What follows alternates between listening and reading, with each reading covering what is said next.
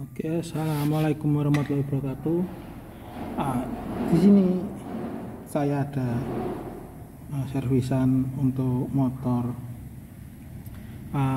Scoopy tahun 2023 akhir yang ESP. Nah ini di sini kok tadi setelah saya bongkar hampir semua bagiannya ini kering ya, nggak tahu dari pabriknya atau gimana kok kering seperti ini. Apa emang nggak dilumasi dari pabriknya atau emang dari Honda emang sengaja nggak dikasih pelumas. Nah ini nanti untuk menjaga supaya keawetannya itu komponennya ini agak lama, terutama di bagian bos drive pulley, lalu di rollernya ini tadi sudah saya bersihkan pakai bensin, lalu saya semprot menggunakan kompresor. Itu nanti kita beri pelumas agar paling enggak lebih awet sedikit. Terus ini khusus bagian mangkok driven pulley-nya, mangkok belakang, mangkok kopling gandanya ini. Ini saya cuci pakai sabun. Tadi sebenarnya di bagian sini itu isinya kan debu-debu dari kampas kopling. Jadi supaya menghindari kalau pakai bensin mungkin agak licin ya bagian piringannya, mangkokannya ini. Jadi saya cuci pakai sabun sunlight, bisa pakai sabun colak itu juga bisa. Lalu ini bagian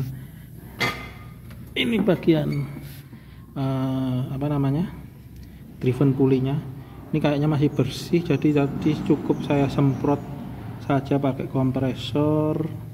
Kampasnya juga masih fokusnya. Nah, kampasnya juga masih tebal ini. Ya motornya masih baru soalnya. Lalu ini kita cek kondisi grease bagian dalamnya ini masih cukup enggak atau kurang. Ini tandanya putih ini. Tanda putih ini masih tanda motornya masih baru.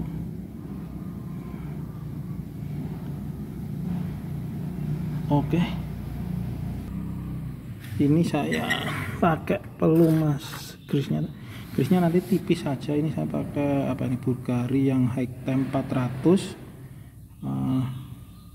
Tipis-tipis saja, tidak usah terlalu tebal, nanti malah nyiprat semua kena gaya sentrifugal. Ini masih baru. Bagus, masih orinya.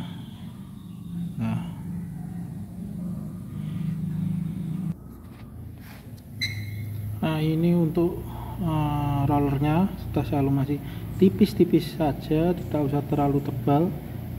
Hanya untuk istilahnya untuk model dilapisi seperti lapisan film lah, tipis-tipis sekali. Nanti kalau terlalu banyak efeknya bisa membuat nanti grease-nya ini malah nyiprat kemana-mana, malah bikin CVT jadi selip.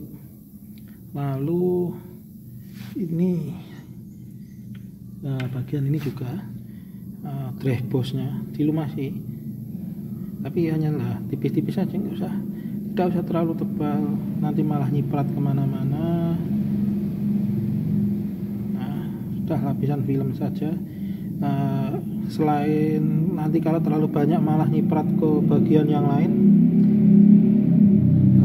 Salah satu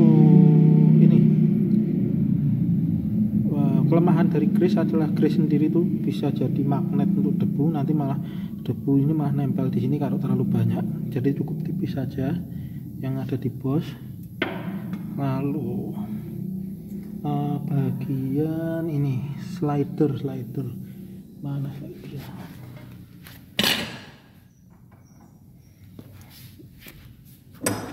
Slider. Nah, bagian slider ini yang ujung sini ini juga dikasih Vaseline, tapi tipis-tipis saja. Vaseline tipis-tipis, yang penting rata. Ini agak sulit megang, satu megang kamera, satu megang pulinya ini.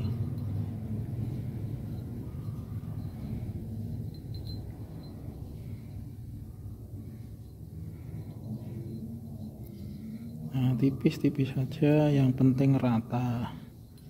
Tujuannya untuk apa? Untuk mengurangi friksi atau gesekan yang terjadi antara rumah roller dengan rollernya, juga menambah keawetan dengan syarat jangan terlalu banyak, karena kalau banyak malah menyebabkan debu mudah menempel.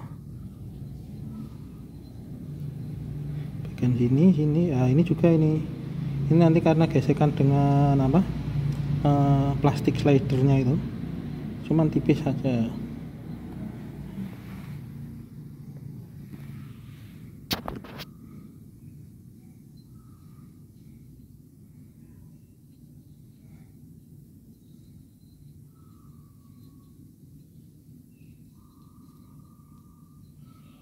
Nah, yang paling penting itu malah bagian di bukan paling penting sih ya, semuanya penting, cuman salah satu yang penting itu di bagian sini, di tempat drehbosnya, karena nanti kalau di sini ini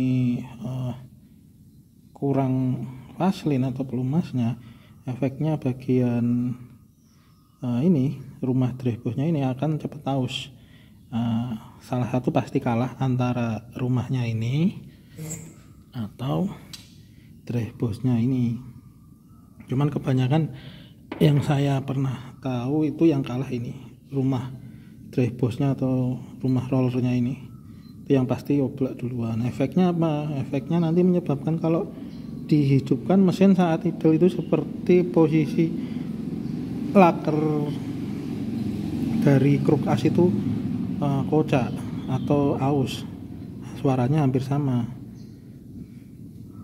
Nah, ini kasih tipis-tipis saja, yang penting rata.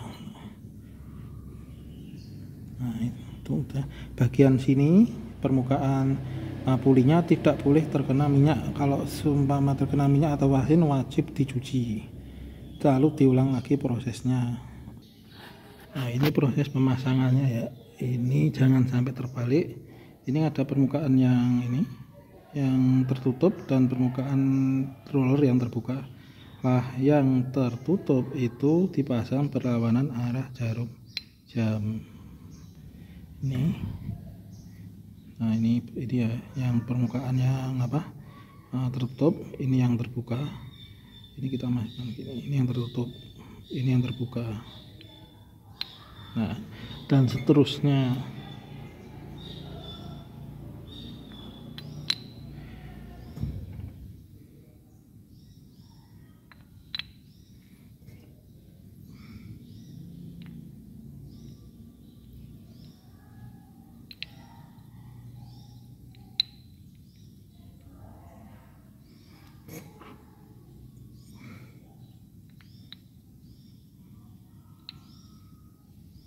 Nah, udah seperti ini, sudah terpasang semua, tinggal merakit kembali dan memasang ke CVT.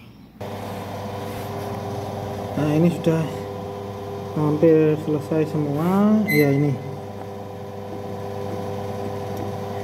khusus pemasangan kipas ini kan ada giginya, ini ada gigi rengget-renggetnya, ini gigi untuk buat lepasin di bagian ini kruk asnya. Nah, ini khusus pemasangannya santai saja, santai sekali, dirasakan pelan-pelan, jangan sampai giginya itu tidak pas terus dikencangkan, efeknya nanti malah rusak semua. Khususnya bagian ini kipasnya ini nanti rusak karena ini aluminium ya bahannya.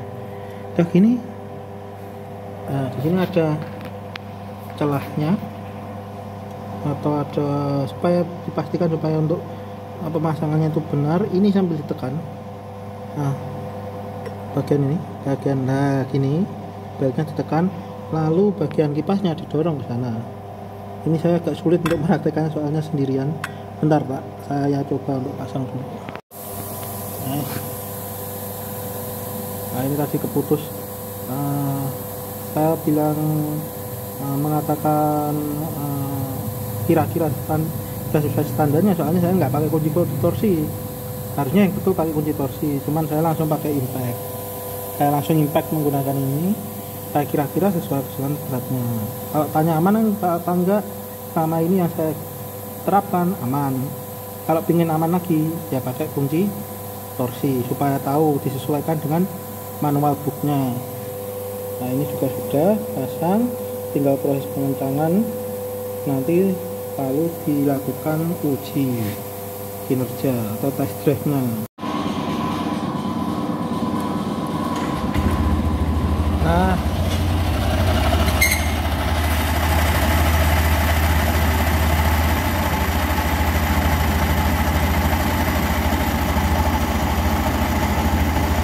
Nah ini proses uji kinerja atau test drive nya. Nah sambil kita lihat apakah ada yang salah. Kalau sudah tidak ada yang salah, sudah normal,